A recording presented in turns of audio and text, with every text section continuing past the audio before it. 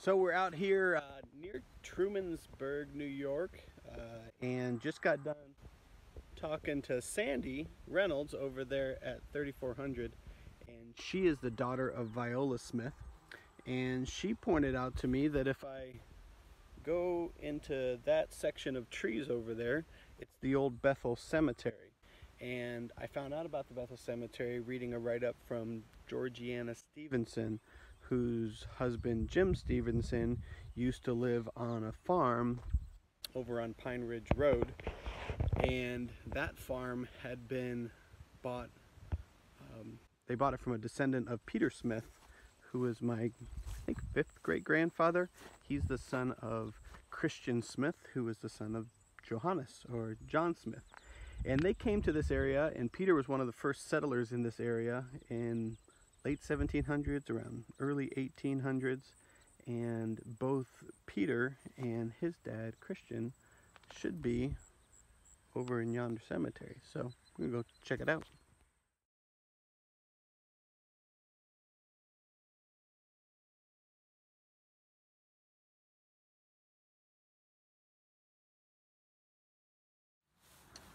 So there really wasn't a good way to get into the cemetery.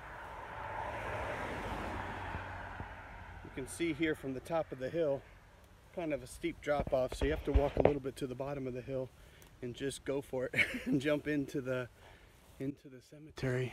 Once you get in here, you're going to be in with these tall pine trees, which is kind of neat. And you'll have kind of a little bit of a sign here. It tells you a little bit about the Bethel Methodist Episcopal Chapel of Covert, and this is the home to a lot of the Smith, Schmidt, Skinner families from Hunterdon County, New Jersey, who were among the very early non-native settlers. Looks like it was purchased by a Captain John Smith in 1794. He sold it to his father Christopher Smith in 1803, and you can see a list here, you can catch that, of all the people who are buried here. So here, for example, you've got Christopher Smith, be like, I think, our 6th great-grandfather. Clarissa Smith, we got a wife. You also have Peter Smith, which is Christopher's son, who's here.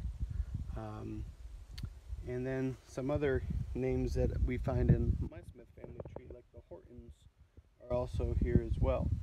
So I'm gonna go see if I can't track down the graves of Christopher, Isaiah, and Clarissa.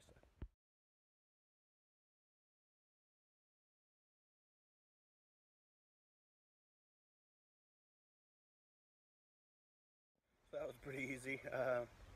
You can see here is the sign that I was just at, and literally it's the first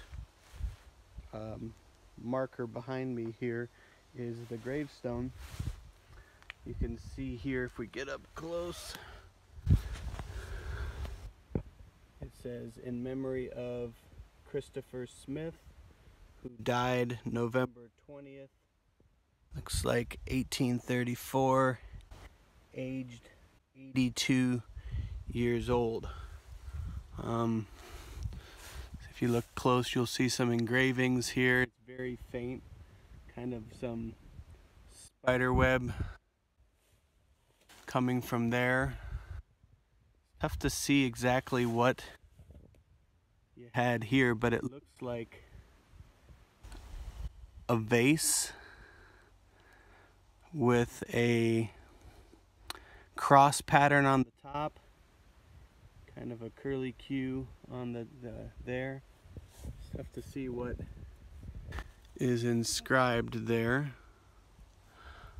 Here on the other side you have a very similar looking vase, again with almost like an Egyptian ankh pattern, but in this type it's got a little leaf that protrudes off to the top of the cross. And then on the top here, it's tough to make it out, but it looks like this is actually a double eagle head. So it looks like these are wings that are carved there. And it looks like if you get in close here, maybe I'm getting this wrong, but it looks like a beak of an eagle there. And then potentially something facing it from the other direction. Not exactly sure about that. I'll try to get a photograph to see for sure. But over here, directly to the right of that, we have the wife of Peter. So this is in memory of Charity, wife of Christopher Smith, who died August 25th, 1828, AE, 82 years, it says there. Similar engravings here. So you've got the two vases there. And then here, I'm not sure that it looks so much like an eagle as maybe some kind of a stylized tree. So it looks like a tree branch there with maybe the tree canopy there. So not exactly sure what kind of tree that would be. Buried in a pine grove. It's almost more like a weeping willow or something along those lines. So that's the grave of Grandma, great-great-great-grandma, Charity there. See if we can find the others here shortly.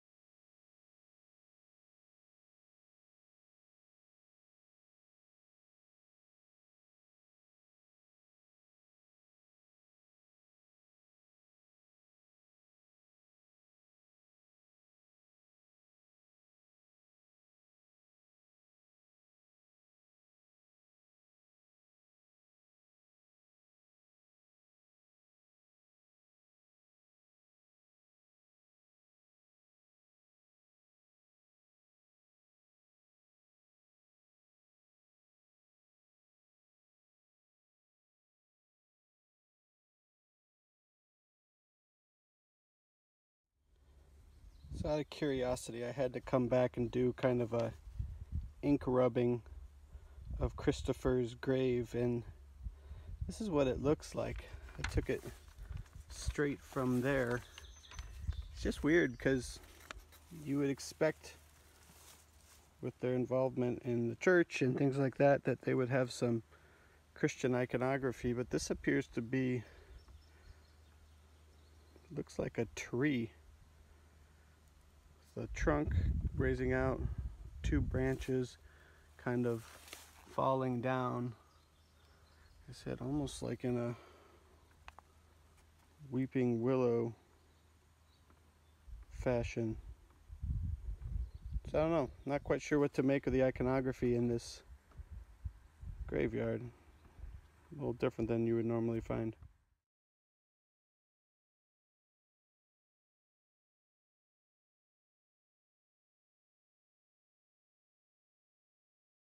So if you're coming for a visit, this here is Christian's grave, just past the sign, a couple paces. To find Peter's grave, you're just gonna go straight behind it, and it's right over here. Whoop. Watch that first step, it's a doozy. But it's right here on the ground. Now, cleared it off a little bit. You can also find a picture of this online that's a better quality, but you'll see it says Peter Smith died July 30th, I believe that's 1858, aged 81 years. I think it's 20, well, you can refer to the picture. I think it's 11 months and 21 days, if I'm reading that right. His wife, Clarissa, died, wife of Peter, it says there. She died February 8th of 1859. She was aged 80 years, 11 months, and it's like 11 days. But you can check the photograph on that just to be sure. I did find an interesting, more modern version of the stylized grave here on this Smith grave. So you can see here it also shares similarly the two vases on each side. What looked like in a tree, and the other one is just kind of a larger urn, different patterns. But maybe it's a hint to what would have been on Christian's grave that was tough to read. So I'm going to take a little bit of a walk around, see if I can find some other ones. Also right next to John's grave is the grave of a Mary S., who is the wife of John Robinson. Here. So that's potentially another Smith there. It's really interesting, the iconography that's on these headstones, because in spite of the inscriptions, many of which from the Gospel of John on the Smith headstones, here you got one for Thomas Wakeman, and it's got some really just cool geometrical patterns, kind of these scalloped patterns. You see that earthen bowl again, almost looks Grecian, and I'm not actually sure what in the world we're looking at here, but I mean, it looks like an eye with an iris that has radiating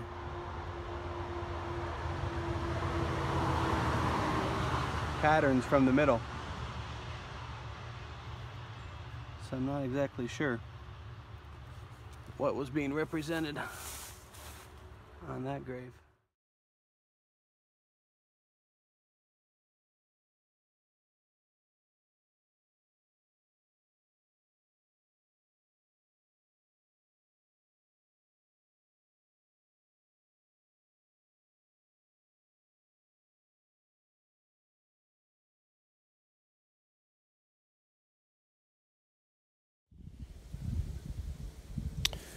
So just kind of a high-level overview of the family plot here. If you start off with the first one, this is where you're going to have Christopher Smith, kind of the patriarch of the family. Directly to the right and going down the row here, you're going to have Charity, wife of Christopher. Next one down is William Smith. Looks like he died July 8th, 1858, aged 83 years.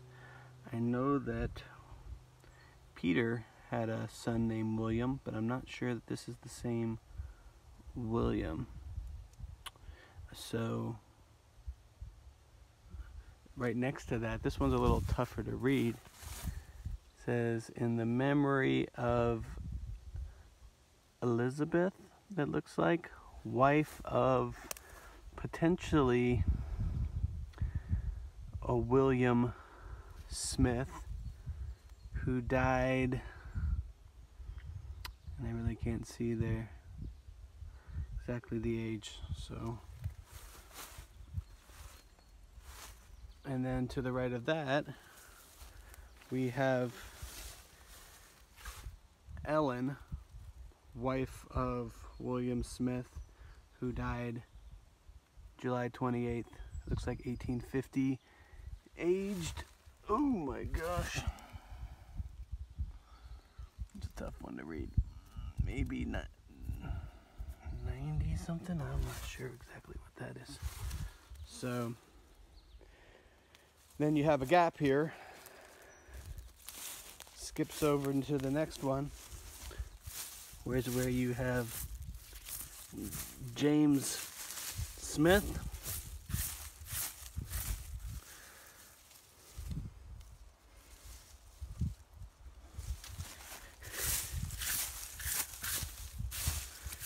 And geez, oh Pete, that's a tough one to read out as well.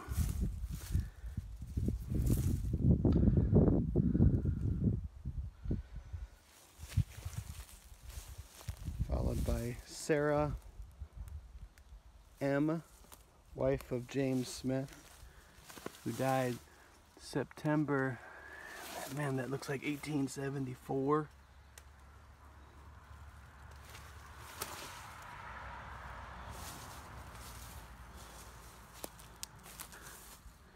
And then you looks like you have an Ambrose, died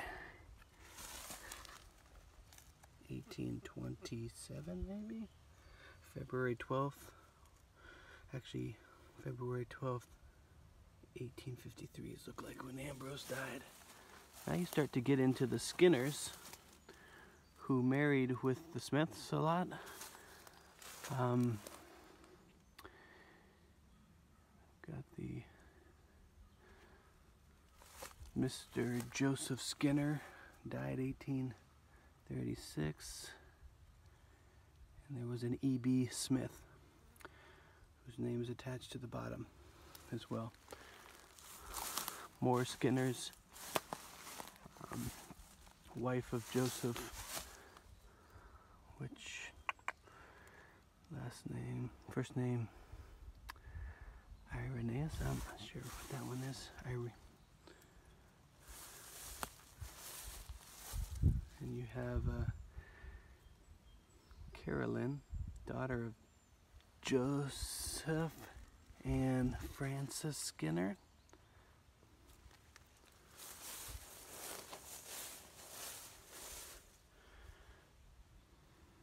And then you've got Mrs. Lucinda, and we've got a Sears family, Benjamin Sears. So, kind of got the same urn pattern on the top there. Some interesting drill marks. Not exactly if something would have been mounted on there originally, or if that was just part of the carving pattern.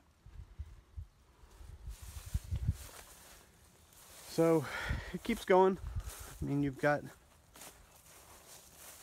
what appears to be a more modern one down here of a Mary Covert. Got a C.J. Smith, born in 1820, died 1885.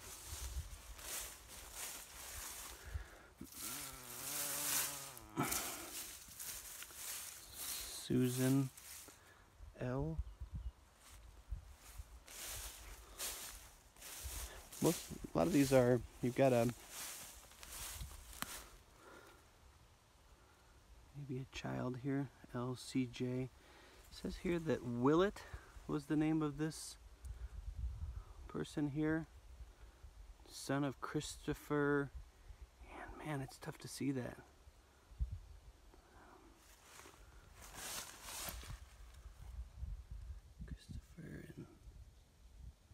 Smith, but looks like he died at age 5 years old, 11 months and 21 days.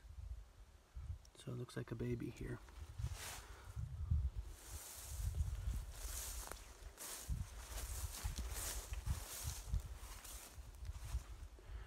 Rachel.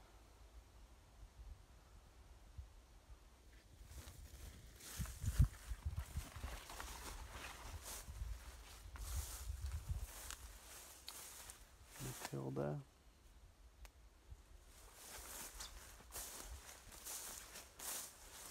And we kind of work our way down the line till we get back to Peter here, right where we started. for all you Smith fans in the bunch, there are more Smiths around. Let's see if I can take you over to a couple here.